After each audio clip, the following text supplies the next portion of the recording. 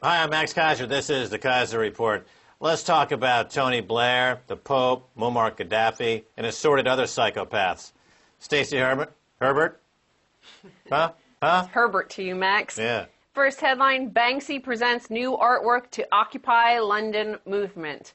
Now, of course, as with every single Banksy art, nobody knows whether it's his or not, and there's controversy already. On a Banksy forum, they're suggesting that this could be from the Keiser Report itself that created this artwork and presented it to Occupy London because, as you see in this little image, Keiser Report.com. Everybody's taking this as the Max Keiser. Well, what's fantastic is that now that we're on 3 times a week, goes out to 250 million people around the world, everyone kind of looks over their shoulder, thinking about Keiser Report all day long. Max and Stacy, that's all anyone thinks about, because that's all really that matters in this new post-Occupy Wall Street world, post-global insurrection against banker occupation world. This is all there is. We are here. We are talking. We are now. Don't get on that plane. Stay in the lobby. Watch the show. Tell your kids to go play near the vending machines. Just watch the show. Well, that's the clever thing about this. Everybody takes it as KeiserReport.com, but if you look at it, it says Keiser Report. And one of the original meanings of the word Rort comes from London slang meaning fine, splendid, jolly, or boisterous. Nobody can accuse you of being too boisterous, Max. Oh, so it's a triple entendre. Well, I'll tell you the other 2 meanings, yes. Yeah, I already sussed that out because of my laser-like mind.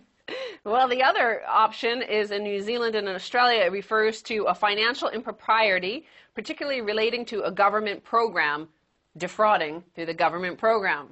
Well, defrauding the public has become the de facto modus operandi of all the G20 nations as they perpetuate their massive Ponzi scheme. Europe is going to be okay with leveraging the European financial fund thing that they've created. That just means more fiat currency fraud. Gold and silver to the moon, gold and silver to the moon. Okay, but, you know, talking about Banksy, one of his clever pieces of art, and that was when, in response to a Sotheby's auction where his artwork was selling for £70,000 a pop, he created this piece of art called, I Can't Believe You Morons Buy This.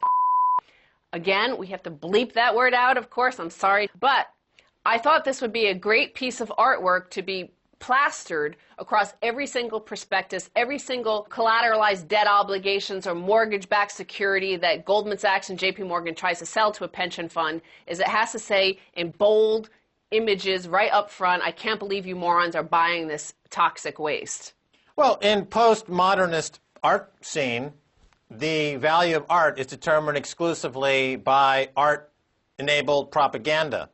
You know, as the transition from representational art to abstract art, to post-abstract, to post-dadaism, to postmodernism, we only have art now that's value is determined entirely by the ebb and flow of mass hysteria as it relates to fetishism, as it pertains to something of perceived value, post-Andy Warhol's Campbell soup cans, where he turned something common, a soup can, into a fetishistic object that had to be bought at any price. Enter Banksy, who rightly calls on the Keiser Report as being completely in tune with the current zeitgeist of post-information age, where art value is determined by the collective unconscious whinging, and the central bank policies are similarly affected. Pure propaganda. Ben Bernanke says he's trying to promote inflation, but in fact, he's scared to death of deflation. It's deflation that'll put Ben Bernanke on the soup line, and we can only hope that his fate is the same as Muammar Gaddafi's.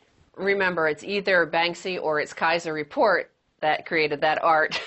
Let's move on to why I think we need to have I Can't Believe You Morons Buy This Toxic Waste plastered across even the foreheads maybe of any central banker or too big to fail banker. Guess who's even more leveraged than the European banks? This is on zerohedge.com, and it comes from Phoenix Capital Research. And they're saying that while the world is awash in liquidity, no one seems to notice that it's actually in the form of leverage or cheap debt, not real capital or equity. So this is important to know as these G20 nations meet in the south of France this week. And The U.S. banking system as a whole is leveraged at 13 to 1, which means that an 8% drop in asset values mean they're totally wiped out. The European banking system is leveraged 26 to 1, which means that a 4% drop in asset values mean they lose all equity. But Max, guess who is leveraged the most? The Federal Reserve Bank in Washington, D.C. What is the exact number they're leveraged? They're at 53 to 1. Right, so an asset value collapse of less than 2% means that the entire Federal Reserve is bankrupt. Now, here's the thing about it, Stacy Herbert, is that if we listen to the propagandists on CNBC or CNN in the United States, like Erin Burnett, for example, she had a video out there castigating some poor Occupy Wall Street protester by saying that the GM and bank bailouts were profitable. Now, that's not true because they just took the debt and put it on the Fed's balance sheet. And now when the Fed goes bankrupt, all you need is a less than 2% swing in asset values, and the entire dollar collapses into a pile of horse feathers. And she, of course, will still get her salary for telling lies and propaganda. Everyone at CNBC will still get their salary. James Cramer, who's killed more people in the equity markets than even Bernie Madoff, will still get his salary and bonus because it's all about perception, not about actual value. Speaking of perception and not actual value, look how smart the American population is. They sense this. The Hill poll, voters say U.S. is in decline. A resounding 69% of respondents said the country is in decline, the survey found, while 57% predict today's kids won't live better lives than their parents. Absolutely true. And sooner or later, you're going to see this reflected in the stock market. So people who are concerned about the value of their net worth should start to make negative bets on the United States economy, in particular companies that are exposed to the global descent, like I'm thinking maybe Coca-Cola, for example. Our friend Adam Curry has got an Occupy Coke campaign running on top of the campaign we had a few years ago. These are the kinds of companies that once the faith in the dollar in America collapses, that stock could go to zero. And if you're making negative bets, you've got a hedge against collapse, and at least you're preserving your own wealth. Well, the theme of this show is I can't believe you morons buy this bleep. Now, we're saying here that only the G20 guys, only the Sarkozys and Berlusconis and Obamas and Geithners of the world meeting down there in the south of France this week buy this that they push on us. The population itself knows it's a hoax. They know it's a joke. They know there is no hope in their Ponzi scheme economy. Yeah, that's right. The awareness is building. And on the margins, where economically speaking, all price discovery and price action begins, that's why we're seeing a fundamental change. In other words, like Barack Obama talked about change, but his was a top-down change, all talk, no action. You know, as they say in Texas, all hat, no cattle. This is a fundamental grassroots change, incremental on the margins, which of course will change the center, change the dynamic. That's why all these Occupy movements are extremely important. Every new individual that sits down and says, no, basta, had enough, it triggers, gets closer toward a global collapse of the dollar, which is the world's prison currency. Well, the other important ingredient in this financial collapse is the price of oil. Not a myth, the skyrocketing cost of new oil supply. And this is from the EIA Annual Energy Review, and it shows that the capital required to add an additional barrel of oil to reserves experienced a step change starting last decade. And you see from 2003 to 2004, Max, straight up, what of course happened in 2003? The Iraq invasion. Iraq invasion.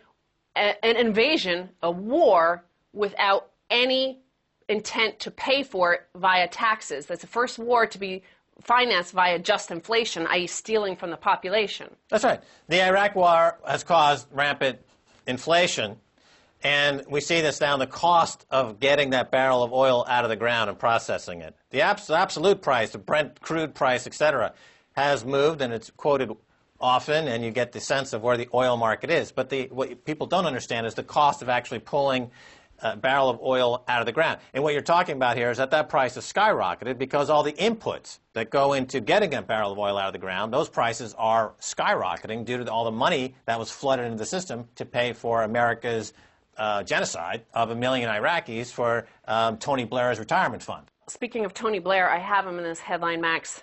Tony Blair's team have set up an office in Kazakhstan, says presidential advisor. So believe it or not, anybody who calls Tony Blair in to advise them, they usually end up buried at sea or in an unmarked grave in the desert. Lo and behold, apparently Kazakh President Nursultan Nazarbayev has hired Tony Blair associates to advise him. Now, the article points out that with its vast energy supplies, the Central Asian state is increasingly confident and prepared to spend millions to promote itself. Tony Blair himself says he is not personally making a profit directly or indirectly through Tony Blair Associates or any company on this. Well, I'd be buying puts on all the leadership in this country that Tony Blair just entered because then nobody is safe now that Tony Blair is there. They're all in the crosshairs. If you're a leadership there and you value your life, you should leave immediately because Tony Blair's in the house. And Tony Blair is in the house, the big house of the Vatican House, of course. And this brings me to Blair's buddy, Pope Benedict. Vatican calls for Central World Bank to be set up. Pontifical Council for Justice and Peace in a document called Towards Reforming the International Financial and Monetary Systems in the Context of a Global Public Authority. Yes, they're calling for a new global economic authority and a central world bank to be run by the UN, under which Tony Blair now enriches himself around the world. I mean, to think that the Pope is coming out and saying to the Vatican, oh, there should be a world bank, because everything that's caused millions to die is centralization of financial authority in too big to fail institutions. So here you have the Vatican saying, let's create an even bigger too big to fail institution to create more murder, more assassinations, more war. This guy is completely inconsistent with anything that philosophically or theologically speaking that he says he represents. There's no connection. And CNBC Max here says it should be music to the ears of Occupy Wall Street demonstrators and similar movements around the world who have protested against the economic downturn. First of all, we are not protesting against the economic downturn. We are protesting fraud, against banking fraud. Occupy Vatican! Occupy Vatican! It's a global insurrection against banker occupation. We're not saying who cares if the economic downturn. This is economic collapse caused by financial fraud unchecked. Yeah, plus the Vatican Bank is one of the most corrupt banks in the world. It's as corrupt as Goldman Sachs and J.P. Morgan. It's as corrupt as HSBC. It's as corrupt as any big bank. Well, I think he was concerned about Steven Schwartzman and Lloyd Blankfein getting in on this God game, trying to wrap Goldman Sachs and all these private That's right. Lloyd Blankfein said he's doing God's work. Yeah. Pope's like, no, wait a minute. I got the big hat. All right, Stacy Herbert, thanks so much for being on the Keiser Report. Thank you, Max. Don't go away. Much more coming away, so stay right there.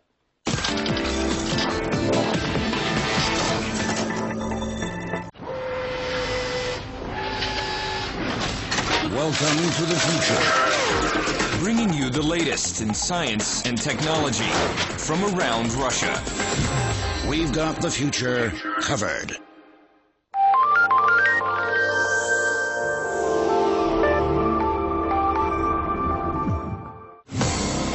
Modern, historical, friendly, dynamic, so different, but the only one, Moscow.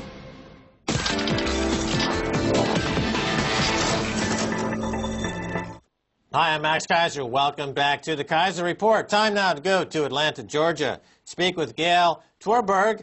Gail is an actuary who writes at ourfiniteworld.com, and you can also follow her on Twitter at twitter.com/Gail the Actuary. Gail the Actuary, welcome to the Keiser Report.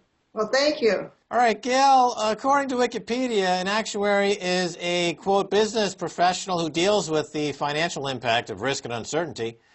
So the question is, with risk and uncertainty in mind, tell us about your latest article on the United States as debt bubble and risk pose for the America and the whole world at this time. Well, I think that the debt bubble contributes to GDP growth as it goes up. But then as you start reaching limits in oil supply and or whatever kind of other finite resources that we run into limits in, then your debt bubble starts deflating and it acts the reverse direction. It causes GDP to decrease rather than increase. Now, you mentioned oil there. To what extent has oil supported the debt bubble in America? Well, I think that oil has helped us have economic growth. That was especially true prior to 1970, when it was our own oil supply that we were pumping out. And our growth rate was higher back prior to 1970. Then we started importing more oil, using oil from around the world. The oil that we got from elsewhere worked sort of, but not quite as well as the oil we had ourselves. And our growth rate slowed down after, the 1970 to 1980 period. And so we've been at a lower GDP growth rate.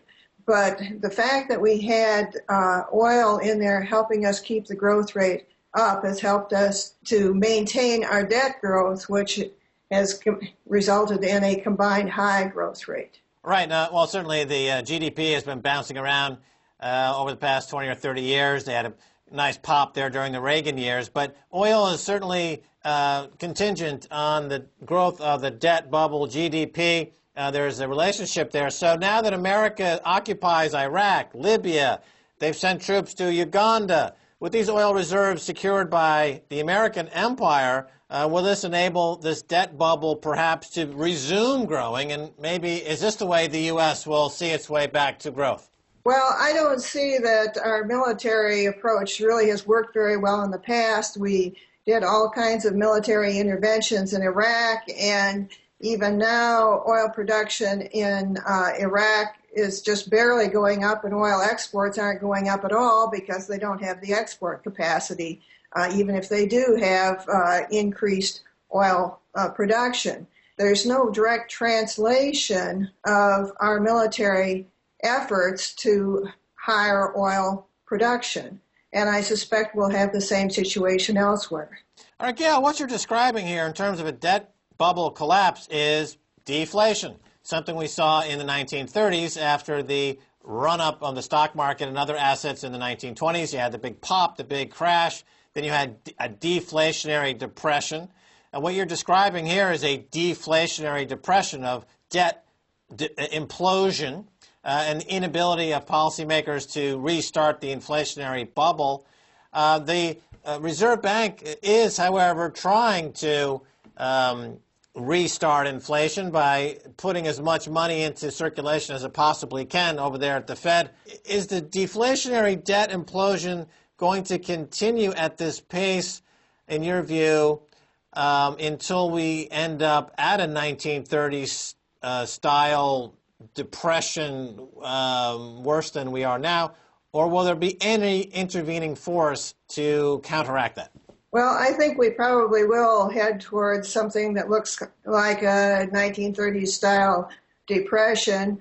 I'm not quite sure exactly how it works out, but I think what happens is the prices of goods that people use on a day-to-day basis, the food and clothing, are going to continue to rise. What's going to happen is it's going to be increasingly difficult to sell assets that normally have debt associated with their sale.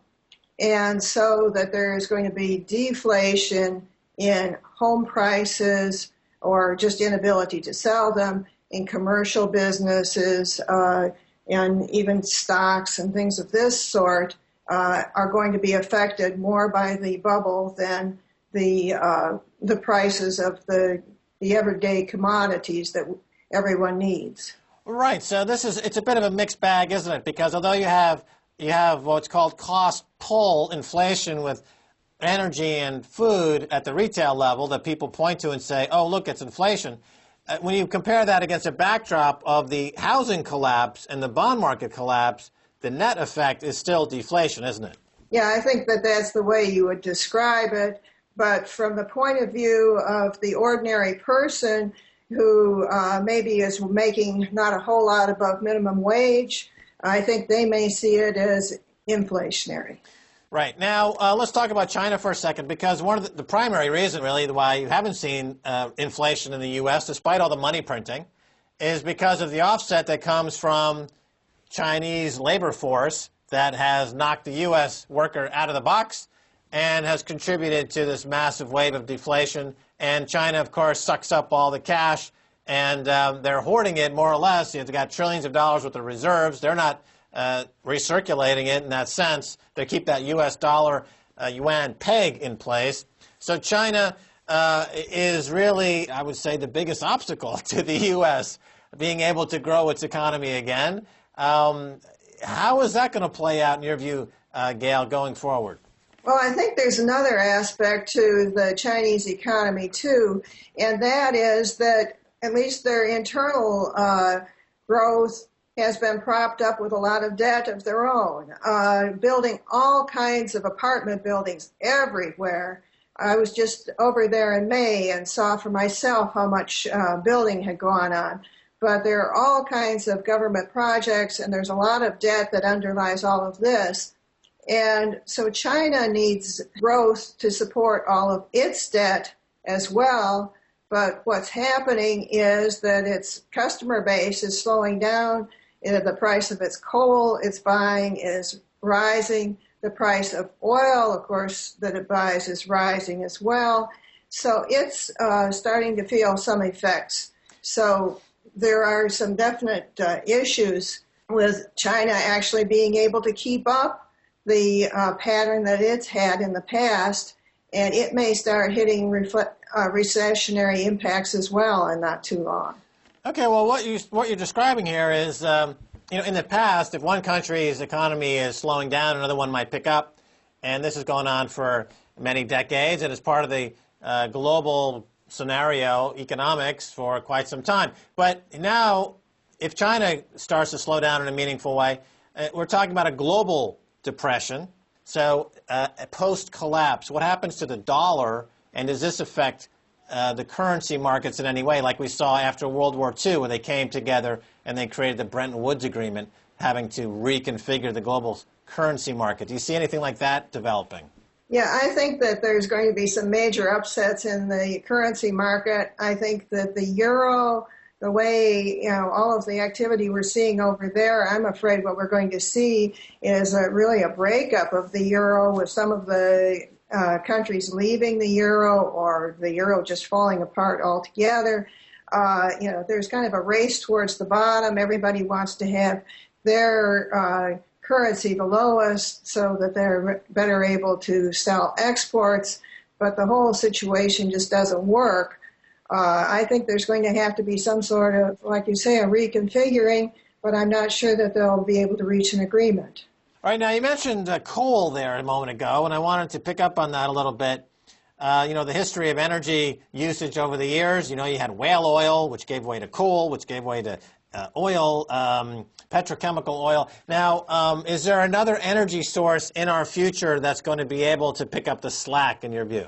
I don't see that there is. I think the hope back in the 70s was that it was going to be nuclear energy, but now we've seen so many bad results from nuclear that I don't think there's really hope that that's the one that's going to really take us to the future. Maybe if we had tried thorium back 40 years ago and got all of the wrinkles worked out and used that instead of uranium, maybe that would have worked. But at this point, it's really getting too late in the game to find a new energy source and get it going. Can you give us a 1-minute breakdown on thorium? I just was reading about this recently. We had a point going back at the dawn of the nuclear age of choosing nuclear substances, and could you just give us that 1-minute summary of that story?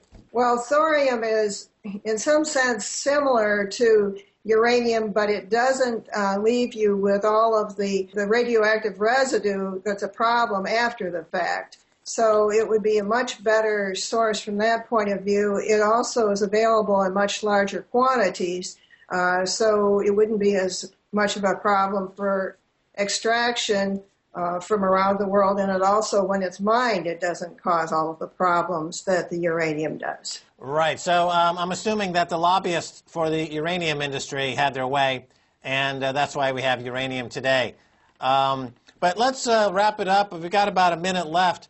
Your final thoughts on what happens when the debt bubble or peak debt meets peak oil, which is the moment we seem to be at right now. These two developed simultaneously over the past 30 years. The debt bubble grew as the oil market grew. Now that we've hit peak oil, we've also hit peak credit or peak debt.